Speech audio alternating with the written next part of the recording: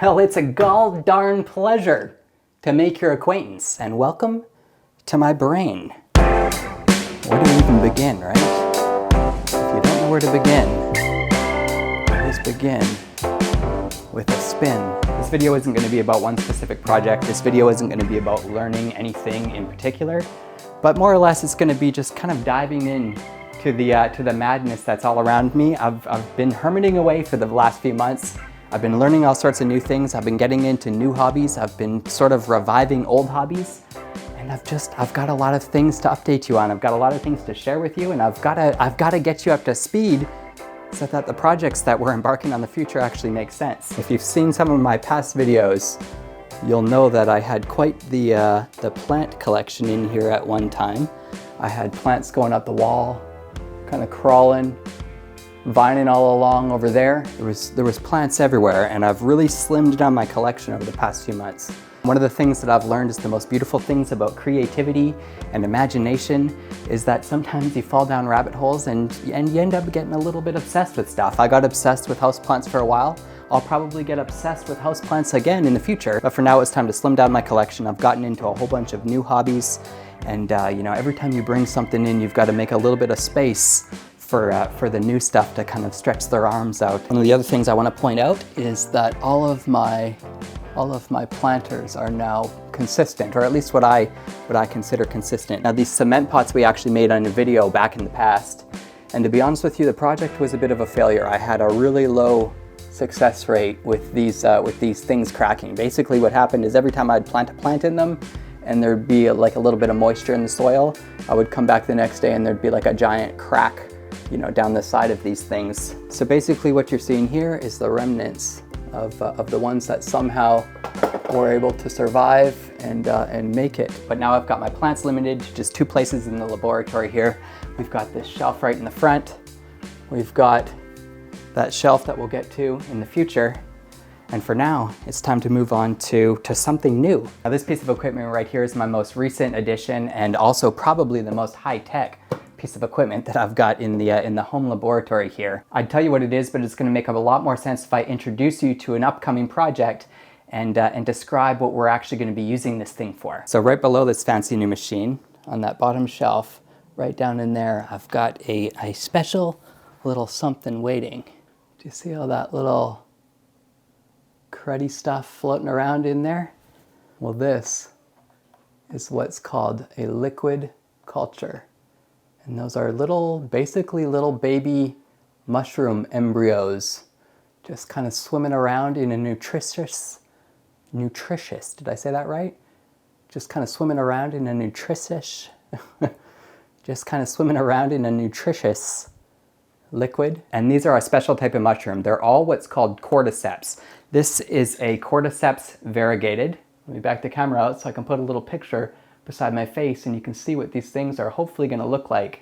This is an albino species of a cordyceps. Now, cordyceps are super interesting. A lot of people call them the zombie mushroom because in the wild what these things do is they grow on bugs like ants and things like that, and they end up kind of, you know, digging into their brains and taking over. We've got another one right here, which is just kind of your standard version of a cordyceps. And then I've got another liquid culture here that's struggling a little bit more than the other ones, but I'm starting to see some little crud floating around in there too, which is a good sign.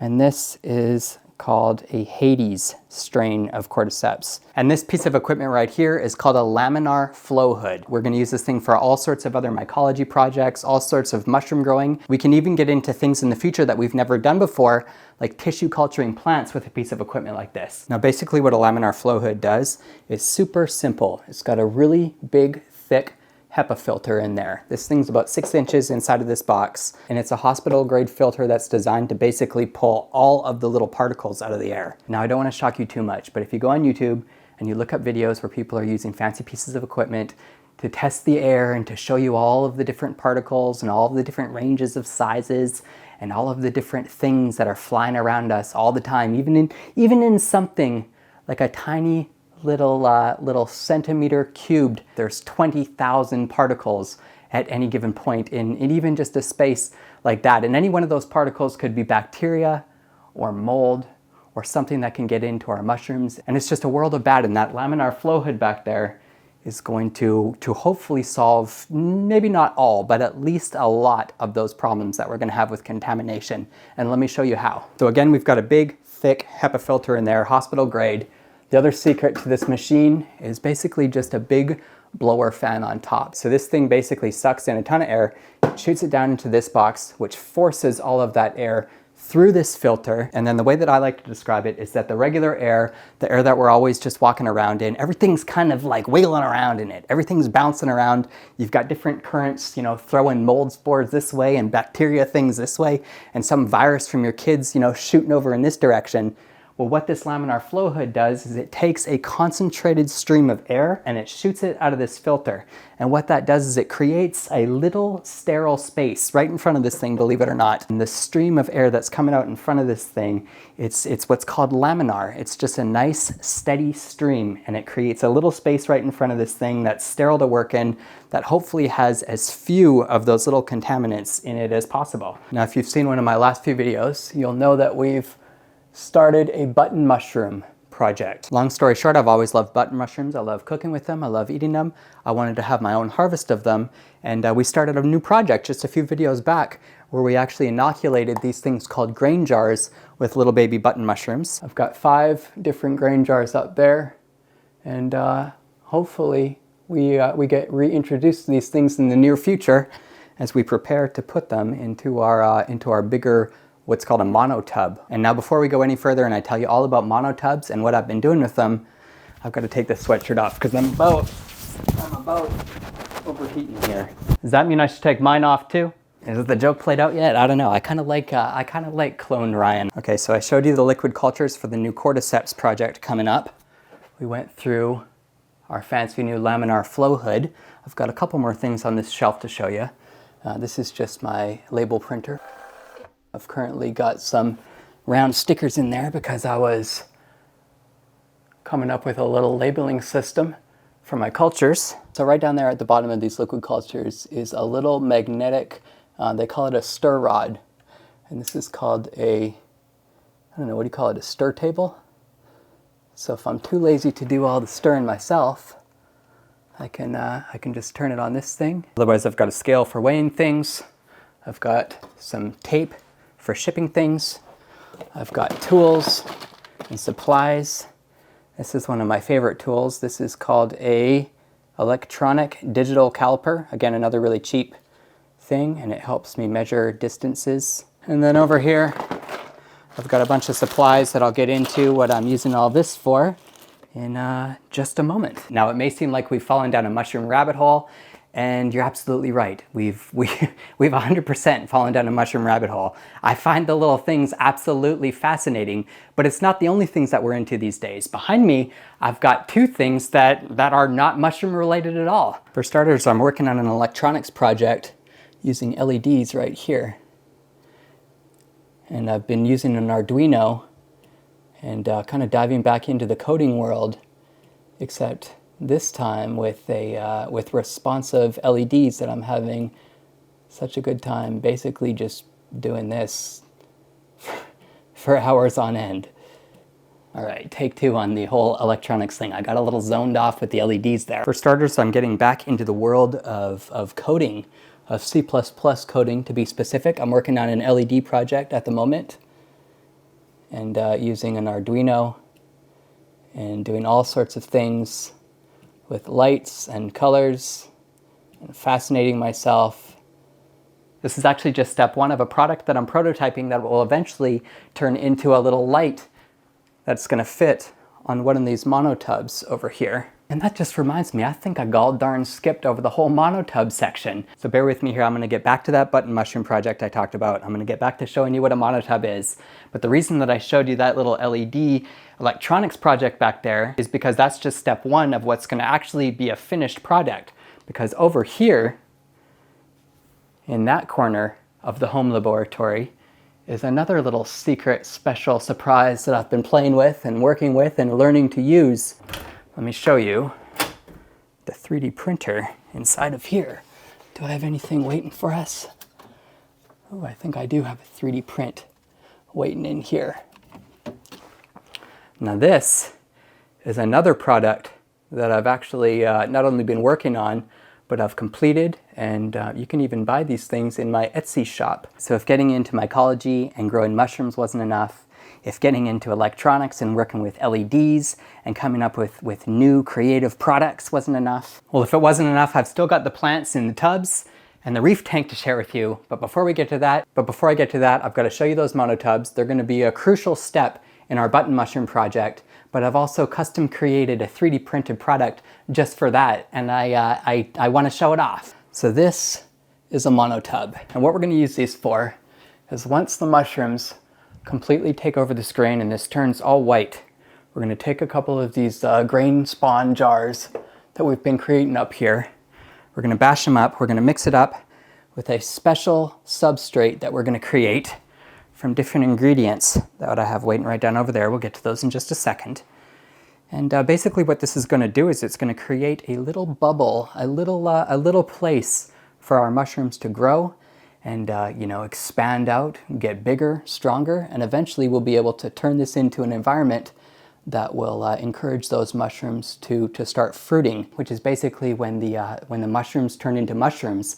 And it's not long after that process that we'll be harvesting and eating our very own button mushrooms, hopefully. So that's a monotub, and I said I've been busy creating yet another product, another 3D printed product, and that is exactly what these little things are right here. So this is basically a filter.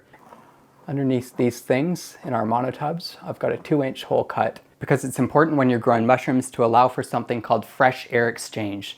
It's a fancy way of saying that I've got a hole cut in there so that air can kind of escape and get in and out. And when you're growing mushrooms, you've got a few different phases. You've got a spawning phase, which we're actually in the process of right now with the mushrooms in the grain jars up there. Now, when we first put that colonized grain in those monotubs, we're going to want sort of a sealed environment. We're not going to want a lot of that fresh air exchange coming in and out of there. If I take these top 2 layers off right here, number 1, you'll see the actual filter under that. All the little nasty particles flying around in the air, they measure their size in what's called microns, and this is a 0.2 micron filter. Really the smallest particles that we have to worry about with mycology is 0.3 microns, and these 0.2 microns essentially will hold all of those little things from coming in through the air vents. But during that initial phase, when the mushrooms are just getting acquainted to their new monotub homes, where they're kind of stretching out, spreading their wings, getting stronger, we're going to have this thing covered up just like that. And then once they've fully colonized their monotub homes and we're ready to start turning them into actual mushrooms,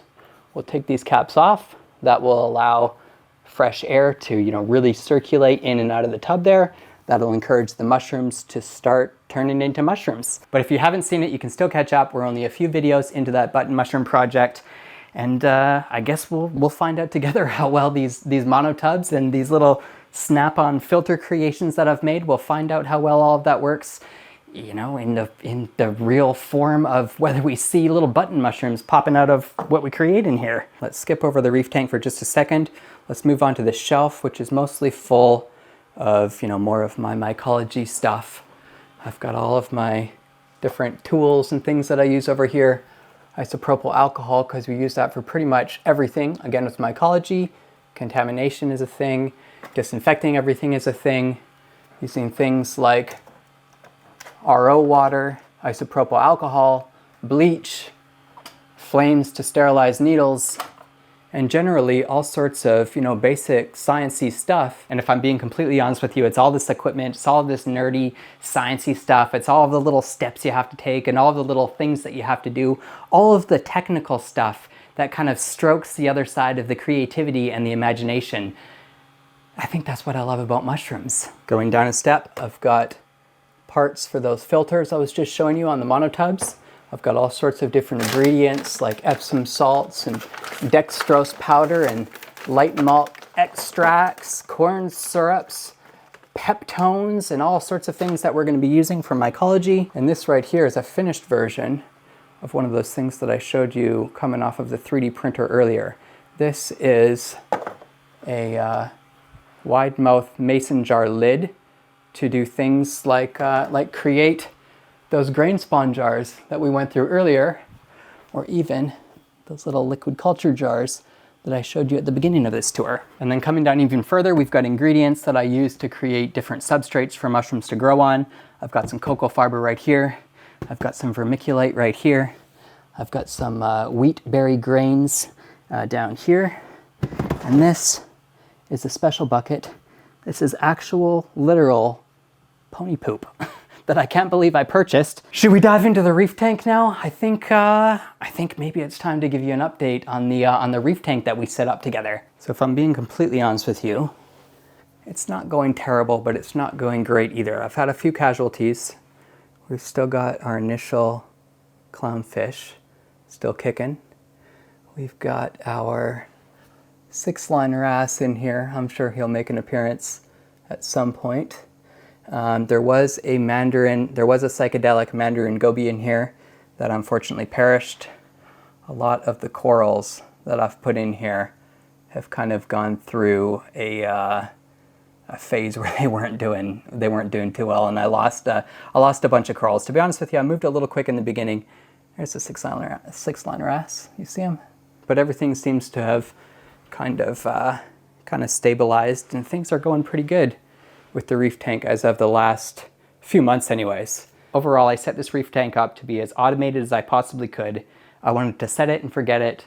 And over the past few months, that's what I've essentially done. I've kind of just forgotten it a little bit, let it stabilize out, let it kind of come into its own, let the ecosystem do what little ecosystems do. And here we are, just talking about it. I'm already starting to get excited to update it again though. But moving on from the reef tank, we can't forget about the Etsy plant shop that I was running for a while, which is where all of these little plant tubs came from. Now, I've talked a little bit about my Etsy plant shop on this channel. I went through a phase where I thought I wanted to, distribute plants all over the country, and I actually enjoyed distributing plants all over the country for a little bit. I got a lot of experience with, shipping plants. I got a lot of experience with, taking product photos and, building an Etsy shop. But besides all of the valuable skills that I learned from selling plants on the Etsy shop, I ultimately decided that I didn't enjoy the hassle. I didn't enjoy the shipping living things and always being worried about whether they'd make it or not based on the weather, or whether the post office was going to lose them. I didn't really enjoy the fact that I would get a whole shipment of plants and then just have to give them away. I wanted to kind of keep them and watch them grow and enjoy them. And, that's what I've been doing lately. So I stopped selling plants on the Etsy shop, and now I've just got, all my little tubs full of plants that I've got hopefully plans for in the future. We'll make some more terrariums. We'll do something with them, but as of right now, I'm basically just kind of watching these guys grow. And just to prove I still have plants, I've even got a whole shelf of tubs over here as well. This is one of my favorites in there. This is called a Ming Aurelia. Can you see through that tub? But all that tub talk aside, what these things really taught me was crucial in my journey. It's when I realized what was actually driving all of this going on around me. It's when I realized what really made me happy. And that's simply my fascination with tiny little ecosystems, tiny little bubbles. I love the idea. I love the idea that I can mix a bunch of different things together. I can put them in a controlled environment like one of these tubs back here, and I can just watch Mother Nature do what she does. I can watch life happen. And all of these little ecosystems, all of these little bubbles, all of these things, they all require such a specific balance of, maintaining them and taking care of them and giving them what they need, but also kind of learning when to back off, learning when to just kind of ignore them for a while, learning when to let them sit and do what they do. Let me see if I can show you something in this tub back here. This is a perfect example of what can happen when you overdo it. I don't know if you can see it. There's some crawling around in there. There's little bugs, little centipede-looking things crawling around in here. Can you see those if I get a little closer?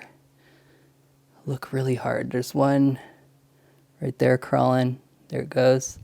There's one right there. Anyways, the moral of the story is this tub is full of these tiny little bugs, and the reason that those bugs are there is because I overwatered this thing. I took too good of care of it. I screwed up the whole balance. I created all sorts of plant rot, and then somehow magically, I still haven't figured it out, but these little tiny centipede looking things just came. Apparently the bugs are basically just scavengers. And not only have I got to enjoy watching them scavenge around in that bucket, but they've also, you know, continued to inspire the curiosity in my head, the wonder of how they got there in the first place. Where do these things just show up from? Do you ever wonder that when you leave a piece of fruit sitting on the counter for a little too long, and all of a sudden you see like 15 little fruit flies flying around? Do you ever wonder how those things just show up? It must have something to do with that 20,000 little tiny particles floating around in every square centimeter of all the air that we live in. Well, I think that sounds like a pretty dang solid theory. What do you think? I think I'd have to agree. And that brings me to the last stage of our tour of the home laboratory. This back here, similar to the shelf we saw at the very beginning, is just another one of those decorative pieces in the laboratory that houses all sorts of things I love. And many of these things are actually projects that we've made on this very channel. Like this, for example, is the first terrarium that I ever actually even made.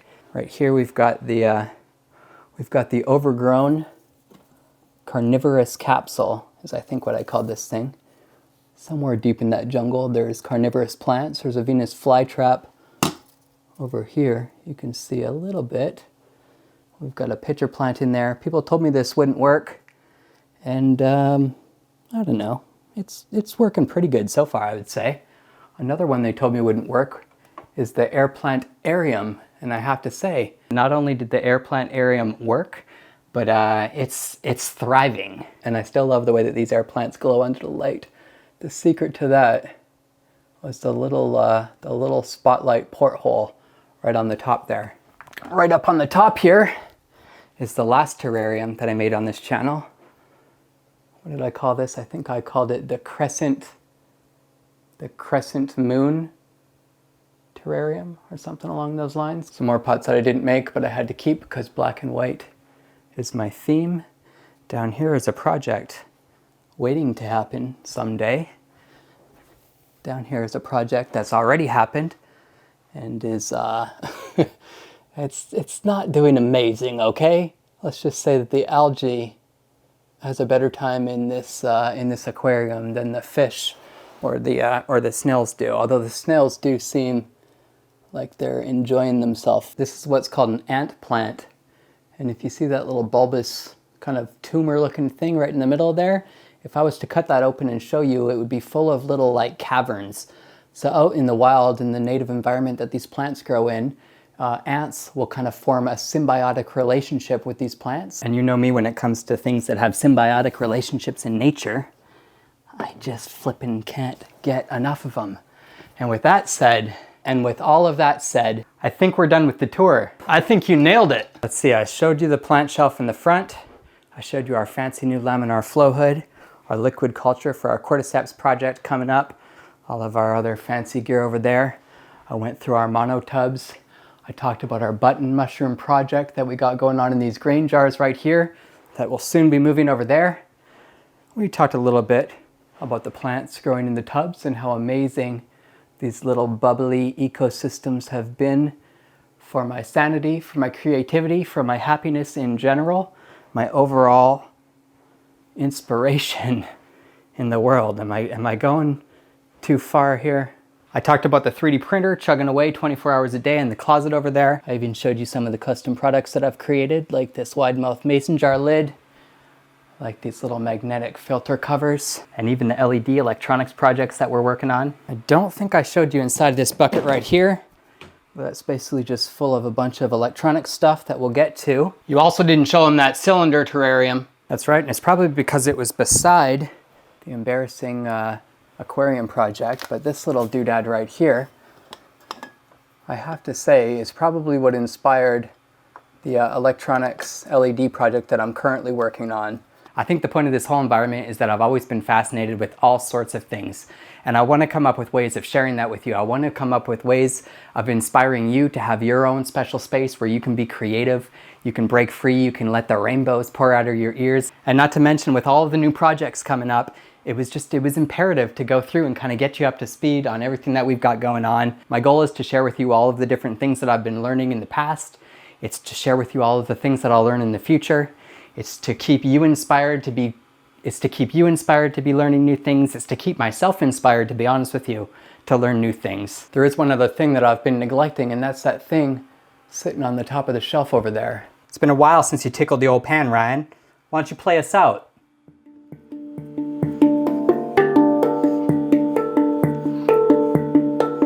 And we'll see you on the next one.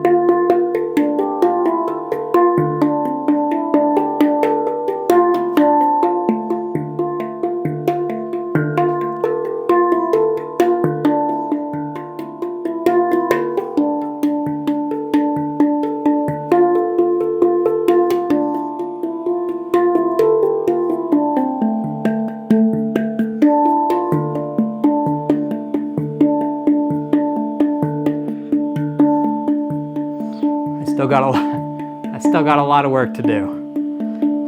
There's so much going on. I don't know. Stay creative.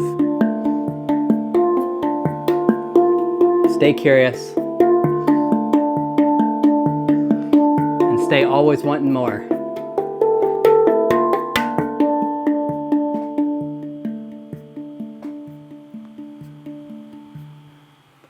Whew, I think that's a wrap.